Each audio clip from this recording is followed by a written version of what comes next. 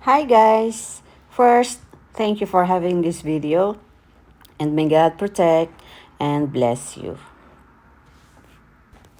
Ang atin pong lulutuin sa araw na ito ay norimaki sushi. 2 gatang po na bigas guys, and ibabad po muna natin siya ng 30 minutes bago po natin siya i-switch to on. Okay?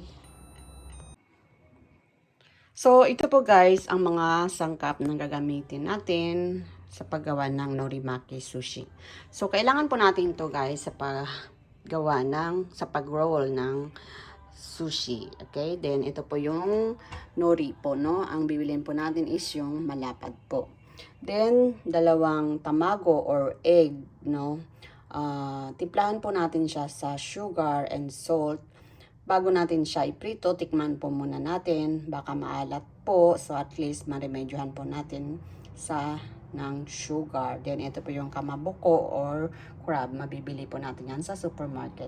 Then, 1 cucumber po guys. Hatiin po natin siya sa 4, no? Pahaba. Then, ito po yung 1 can non-oil chicken. So, timplahan po natin siya sa mayonnaise at halos isang patak lang na asin. Ingat po tayo sa alat. Then, ito po yung rice natin kanina na 2 gatang. So, palamigin po muna natin ng konti. Paypayan po muna natin. Then, tiplahan po natin siya sa 50 ml na suka and 2 spoon na sugar and 2 maliit na spoon na salt. Then, haluin po natin. Ingat po tayo sa paghalo. Huwag po natin ididiin para hindi po masira yung shape ng rice. So, palamigin pa po natin ng konti, no? Okay? So, guys, ito po yung form niya. So, unahin po muna natin ilagay yung chicken, then cucumber, tamago or egg, and yung kamabuko. No? Okay, let's roll it.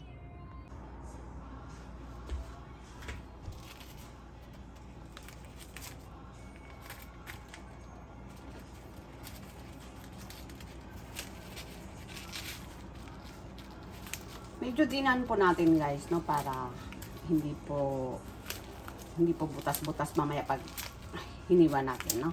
Okay?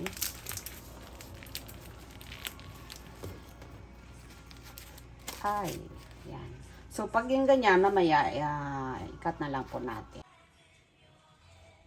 So, ayan guys, nakagawa tayo ng 4. So, para pareho po yung size niya. So, yung rice natin is, timbangin po natin siya ng 150 grams every 1 roll. So, ayan, 4 po na piraso ang ating nagawa.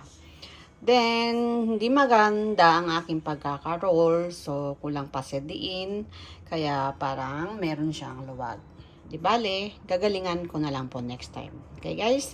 Thank you for watching. God bless you.